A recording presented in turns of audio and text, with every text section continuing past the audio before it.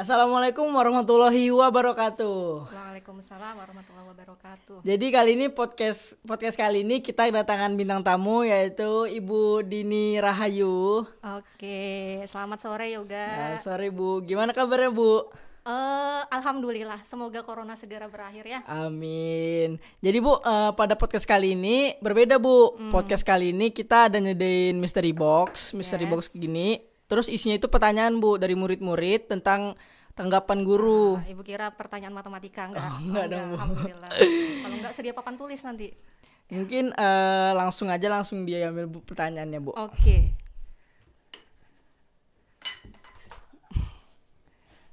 Aduk-aduk ya biar kelihatan beneran. Oke Bu. Ya, oke. Jangan susah-susah. Langsung saja ke pertanyaannya yang pertama ya Bu. Ya.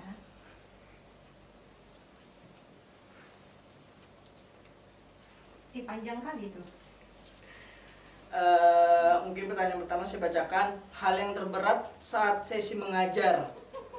Maksudnya hal yang paling terberat Ibu ngajar tuh gimana Bu? Hal paling terberat sebenarnya kalau materi sih lumayan ya, maksudnya namanya guru harus mempersiapkan dulu tuh materi. Iya benar Bu. Kan jangan sampai nanti muridnya lebih pintar daripada gurunya. Tapi nggak apa-apa sih sebenarnya. Paling enggak gurunya kelihatan sudah mempersiapkan diri. Kemudian yang kedua, kalau bagi ibu yang paling berat selama kita PJJ ini ya, siswa-siswa yang suka meng-off-kan video Zoom-nya. Itu yang menguras emosi gitu ya. Jadi yang awalnya mood ibu tuh udah oke, karena ketemu yang macam tuh, dan most of you tuh kayak gitu, terutama di kelas-kelas ikhwan. Benar. Nah itu yang jadi mood ibu ya sebagai manusia biasa dan juga perempuan ya yang suka mungkit-mungkit masa lalu. Ya jadi kalau udah ada yang begitu, baru kadang di sekali tegur itu nggak ngaruh, jadi harus berkali-kali. Sampai ibu pernah drama itu nelfon Bu Nurfit, gimana Bu Nurfit, boleh di remove nggak ini? Pernah sampai gitu. Tapi ternyata ibu bukan host, jadi nggak bisa nge-remove. Ya itu aja sih Yoga kalau dari ibu. Oh berarti yang terberatnya cuman masalah off kamera kali ya Bu?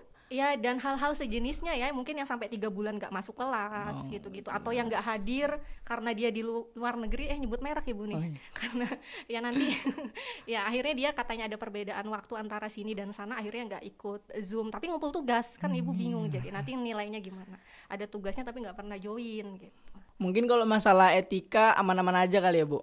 Itu bagian dari etika menurut ibu, yang macam maksudnya tuh. kayak perkataan kasar gitu, perkataan yang kurang layak nggak ada kali ya Bu? Kalau lewat chat sih rata-rata oke aja sih. Aman aja kali ya Bu. Kalau yang macam-macam nggak ibu balas sih, sesimpel itu aja sebenarnya. Oke siap. Mungkin itu aja pertanyaan pertama kali ya Bu, bisa lanjut Udah pertanyaan selesai? kedua. Udah selesai. Belum Bu. Ya, Lanjut ke pertanyaan kedua. Ambil lagi. Gimana kalau kita pindah ke sini, kejauhan? Ini kecil nih, biasanya pertanyaannya pendek. Oke Bu, kita lanjut ke pertanyaan yang kedua ya guys.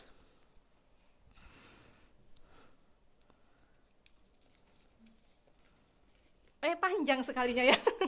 Baik, saya bacakan pertanyaan yang kedua.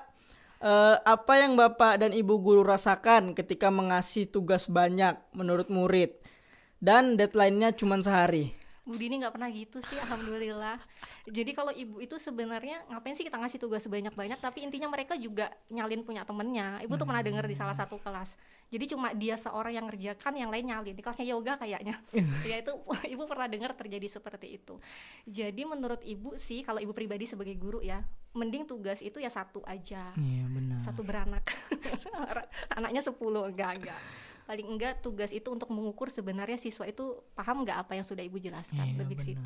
Berarti deadline-nya nggak sampai sehari ya Bu? Kalau misalnya menurut tidak Ibu? dong, apalagi untuk online ini kan, kalau misalnya kita offline jam ibu seminggu 2 kali ya, biasanya 2 kali pertemuan tuh biasanya di pertemuan berikutnya. Tapi ini alhamdulillah kita online ya PJJ.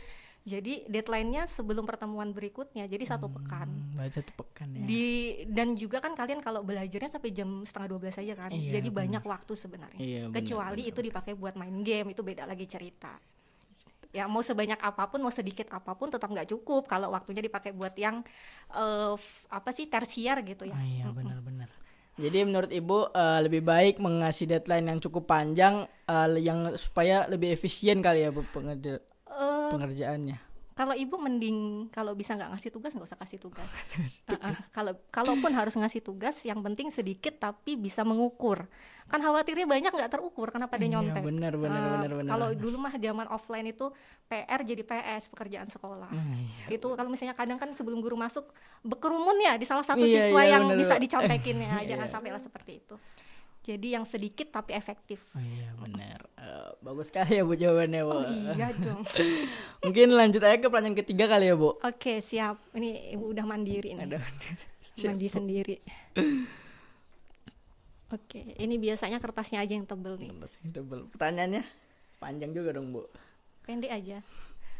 Mungkin lanjut ke pertanyaan ketiga. Pendek kan? Ini pendek banget. Kapan masuk sekolah offline? Oh, ada nomornya Pak Nadiem Makarim kah? Atau Pak Jokowi? Nanti Ibu telepon dulu. Kalau di Balikpapan kayaknya kita masih zona oranye ya. Benar, jadi Bu. Ibu sendiri tuh khawatir, nggak usah deh kita sekolah rame-rame ya. Begini aja bisakah kita jaga jarak? Iya sih, Ya, benar juga. untuk siswa yang seperti kalian, seumur kalian, yang tua kayak ibu aja, ibu masih muda sih. Yang seumur ibu aja yang udah dewasa itu nggak bisa jaga jarak. Kalau sudah ketemu teman-teman. Itu biasanya paling heboh ya, Bu, kalau udah ketemu teman-teman. Yes, betul. Apalagi udah nggak ketemu 1 bulan, 2 bulan, kan ibu jarang-jarang juga kan ke sekolah ya. Benar. Gitu deh. Jadi mari kita bertanya pada rumput yang bergoyang. Yang mungkin Pak Jokowi juga nggak tahu itu, atau apa sih, WHO juga nggak tahu. ya mungkin ini menurut kesadaran masyarakatnya sendiri kali ya, Bu. Betul. Kalau misalnya masyarakatnya lebih disiplin, mungkin kita lebih cepat aware. masuk Betul. zona yang kuning mungkin, Bu. Mungkin langsung pertanyaan selanjutnya, Bu. Yes. Oh, jadi pendek-pendek aja ini jawabannya. Cari yang panjang, Bu, biar lebih wow gitu. Semakin cepat ibu jawab semakin banyak pertanyaannya ya. Gitu. Kayaknya ya, soalnya kan pakai durasi, bukan pakai banyak pertanyaan patokannya tuh. Benar, Bu. Oh, panjang ini, Bu. Panjang kertasnya.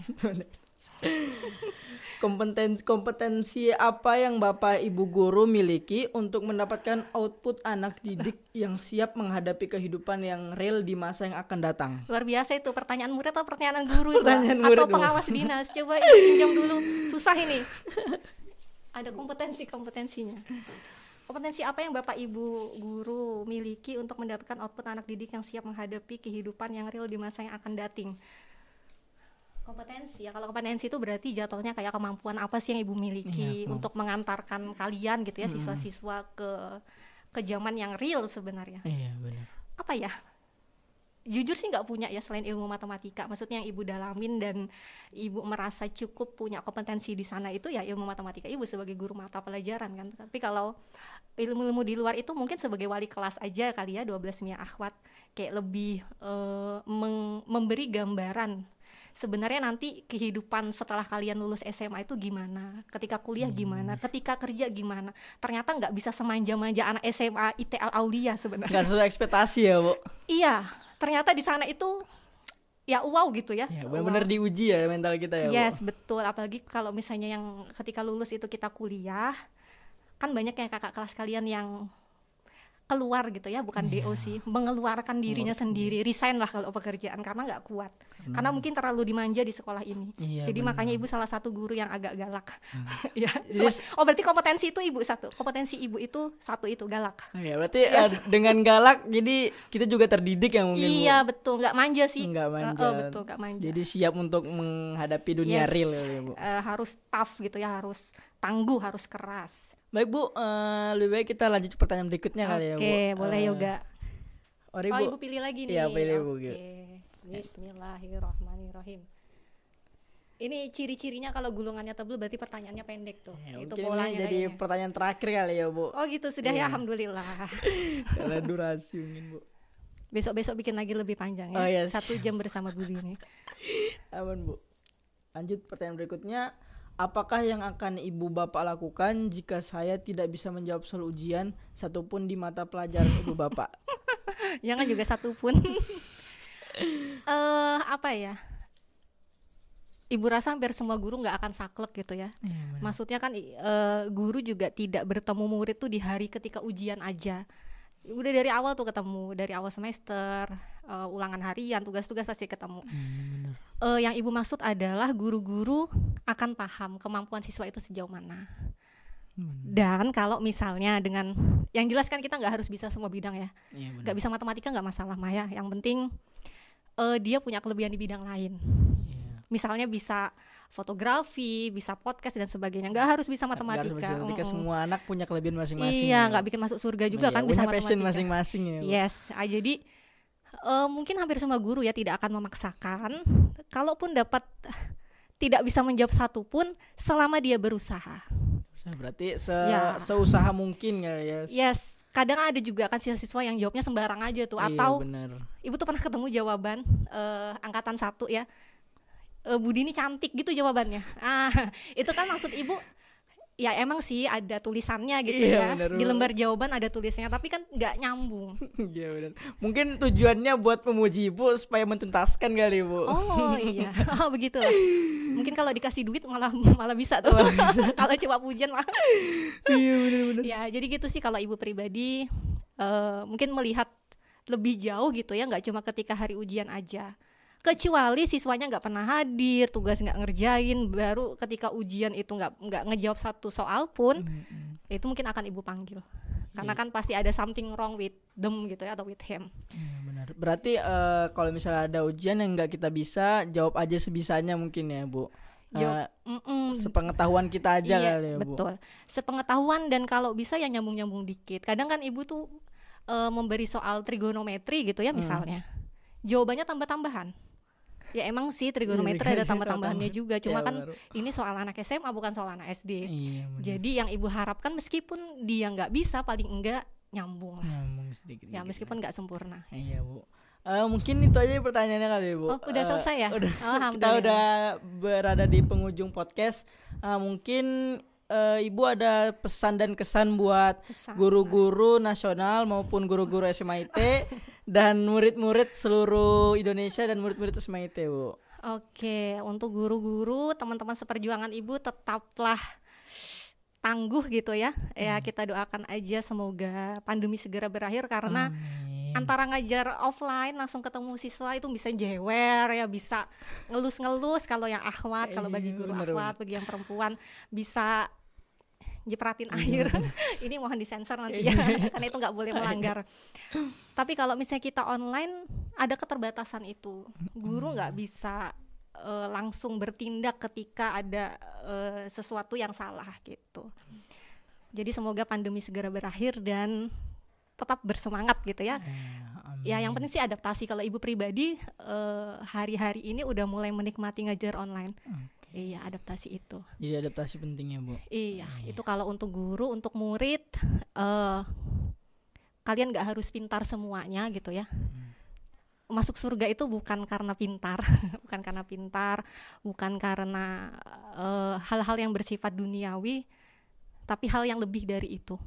Benar. Jadi jangan kemudian rendah diri karena nggak bisa satu mata pelajaran atau 2 mata pelajaran. Even semua mata pelajaran kalian nggak bisa itu nggak apa-apa sebenarnya ya. Pelajaran di sekolah loh ya. Paling enggak sukailah satu hal gitu. Apapun itu yang penting positif, kemudian gali dan bersinarlah dengan itu. Iya. Yang penting usaha sih. Kalau misalnya gini deh, kenapa sih kita harus sekolah? Toh juga aku nggak suka misalnya gitu ya. Aku tuh sukanya fotografi, di sekolah ekskulnya aja nggak jalan misalnya gitu. Dari juga mata pelajaran fotografi, kenapa aku harus sekolah? Sebenarnya sekolah itu lebih dari itu. Sekolah itu kalau Ibu rasakan ya dulu sebagai anak sekolahan, bisa ngebangun mental sih. Iya benar. Ngebangun mental ya. Kita mungkin kalau di rumah aja hidup dengan harta orang tua kita, bermanja-manja, kita nggak akan pernah bisa melihat dunia secara lebih luas. Iya benar Bu. Gitu. Kalau di sekolah kan dimarahin ya. Ya. Ada satu waktu dimarahin, ada satu waktu dinasehatin, ada satu waktu dipuji, dikasih reward dan segala macam. Disitulah. Jadi sekolah itu nggak hanya sebatas buku pelajaran, guru, dan sebatas mata materi misalnya gitu, atau trigonometri atau geografi dan sebagainya. Lebih dari itu. Jadi bisalah dibilang kalau yang malas sekolah bisa jadi nanti akan terus malas gitu ya. Jadi dikuat-kuatin lah. Sebenci apapun kalian dengan pelajarannya, dengan sekolah, dengan Bu Dini gitu ya misalnya, kuat-kuatin aja. Karena di suatu hari kita akan berterima kasih karena misalnya Bu Dini udah galak, atau misalnya Pak Tamam galak gak sih? Ya, Masih galakan Bu Dini ya. Oke, baiklah.